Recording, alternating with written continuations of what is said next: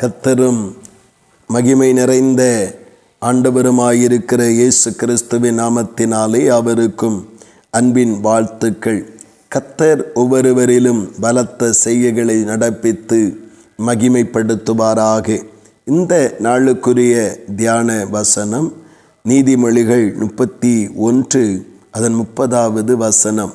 சௌந்தரியம் வஞ்சனையுள்ளது, அழகும் வீண், கர்த்தருக்கு பயப்படுகிற ஸ்திரியே புகழப்படுவாள் என்று அந்த வார்த்தை நமக்கு சொல்லுவதை நாம் இங்கே கவனிக்கிறோம். இந்த இடத்துல ஏன் சௌந்தரியமும் அழகும் வீண் வஞ்சனை உள்ளது என்றால், இந்த இவைகளெல்லாம் நிரந்தரம் இல்லாதவைகள். அழகும் சௌந்தரியங்களும் ஒரு காலம் வரைக்குத்தான் மனிதனிலே இருக்கக்கூடியது.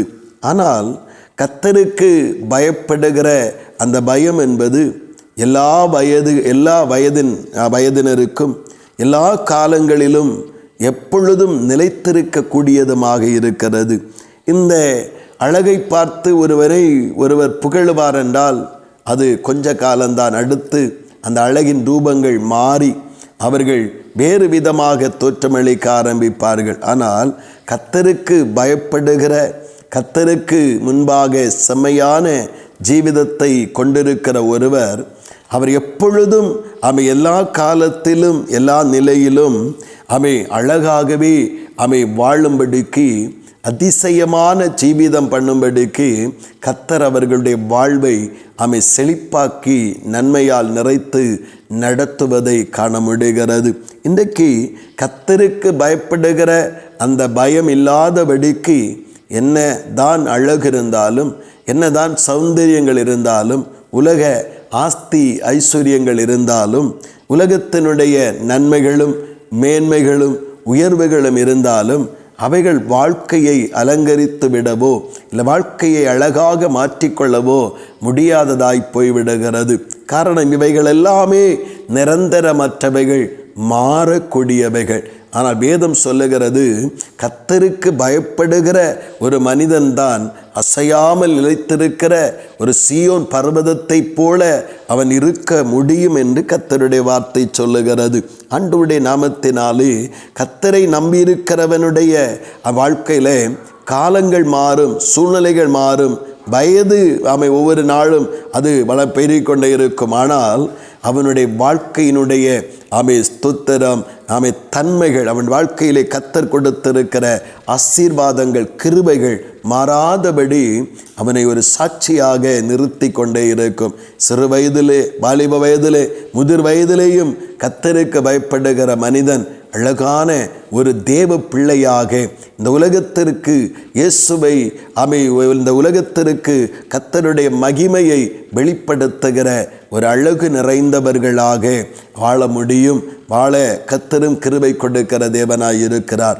ஆனபடினாலே அழிந்து போகிற உலக காரியங்கள் மேலே, அழிந்து போகிற உலக மாயைகள் மேலே நம்முடைய கவனங்களை திசை திருப்பி விடாதபடிக்கு கர்த்தருக்கு எப்படி பயந்து நடப்பது, கர்த்தருக்கு எப்படி நாம் அஞ்சி வாழ்வது என்று சொல்லுகிற அந்த அடிப்படையிலே நாம் நடக்க பழகுவோம் என்றால் நம்முடைய வாழ்வு எல்லா காலத்திலும், எல்லா வயதிலும், எல்லா நிலைமையிலும் அழகுள்ளதாக, மகிமையுள்ளதாக, மற்றவரால் கவரப்படுகிறதாக, மற்றவருக்கு புரோச்சனமுள்ளதாக, மற்ற ஜனங்கள் மத்தியிலே ஒரு மேன்மையுள்ளவர்களாக வாழ்வதற்கு அது போதுமானதாக இருக்கும். இன்னைக்கு கர்த்தருக்கு பயப்படுகிற பயத்தை வாழ்வின் எல்லா பகுதிகளிலும் நிறைந்தவர்களாய் காணப்படுவோம். ஒரு விஷயத்திலே மாத்திரமல்ல, எல்லா விஷயத்திலும் கர்த்தருக்கு பயந்து நடப்போம் என்றால் அதைவிட அழகான வாழ்க்கையை, அதைவிட அழகான ஜீவிதத்தை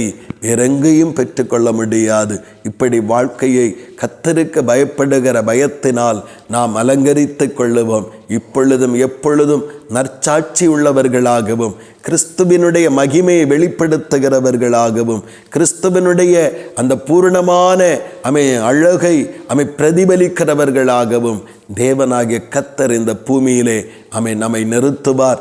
அந்த மகிமையை நாம் வாஞ்சித்து எப்பொழுதும் கர்த்தருக்கு பயப்படுகிற அந்த பயம் நிறைந்த வாழ்க்கையை நம்முடைய வாழ்க்கையிலே உறுதிப்படுத்தி கொள்ளுவோம். தேவன் தாமே எல்லா விஷயத்திலும் நம்மை அழகுபடுத்தி மகிமைப்படுத்துவாராக. ஆமீன், ஆமீன். செபிப்போம்.